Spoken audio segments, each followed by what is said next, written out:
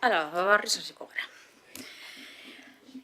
Egun ondan hori, otsaileko musika eskolako, Andres Isasi musika eskolako artezkaritza batzordeari hasiera emango deutzagu.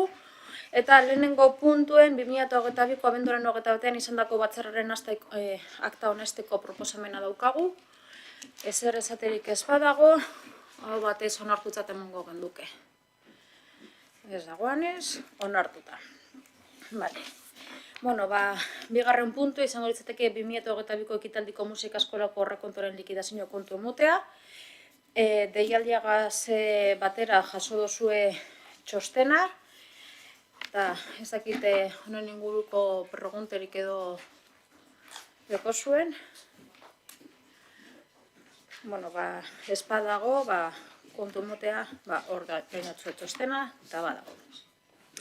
Vale, hirugarren puntue, musika eskola erakunde autonomoaren obligazioak ordaintzeko legezko epeak betetzari buruzko 2022-2023ko hiruhilekoaren informazioaren barri emotea. Bueno, honegaz be txostena joan jatzue eta txosten honetan ondorioztatzen dena da ordainketen 100% lege epe barruan egindala.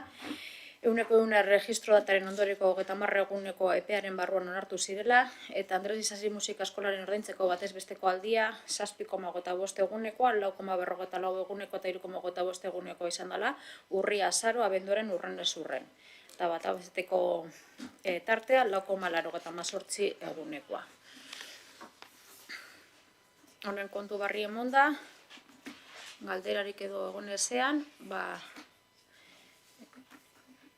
horrengora pasatuko gara. Bueno, laugarren puntu izango litzateke lanpostuen zerrendako 29. postuarena ordenantza eskuratzeko titulazioa zuzentzeko artezkaritza batzordearen proposamena.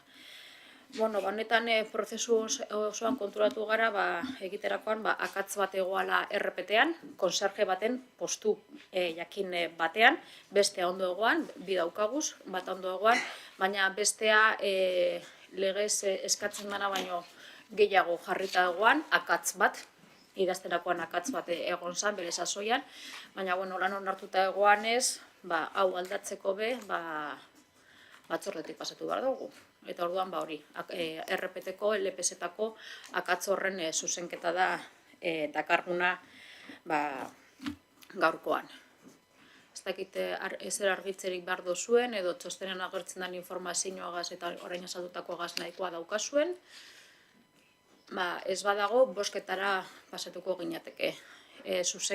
Akatz honen zuzenketaren boskak, Eusko Alderdi Jeltzarlea eta Alderdi Sozialista, abstentzioak, gainontzekoak, Elkarrekin Podemos, EH Bildu eta Alderdi Popularra. Beraz, onartuta geratuko litzateke RPT-aren akatz zuzenketa.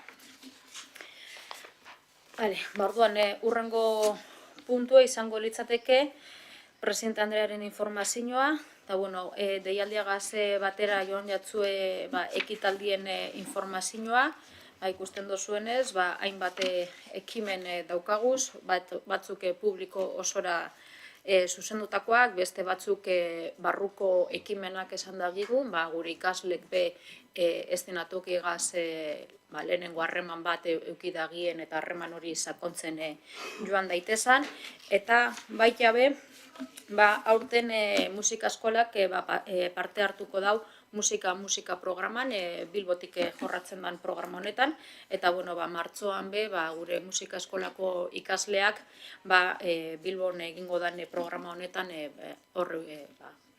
gozatzeko aukera eukiko dugu. Holan gure ikasleak gela barruan egiten den ikasketa prozesua zezeze, publikoarekin harreman hori ikasi egiten dabe. Ez da bakarrik piano edo biolina norberantzako jotzea, baizik eta publiko aurrean zelan lantzen dan eta hori jorratu eta ikastea. Hor daukagu informazioa, eta besterik egonezean puntu honetan, galdezkeak izango litzateke, galdezkeetan idatziz ez dugu SB jaso, ez dakite batekorik egon daiteken.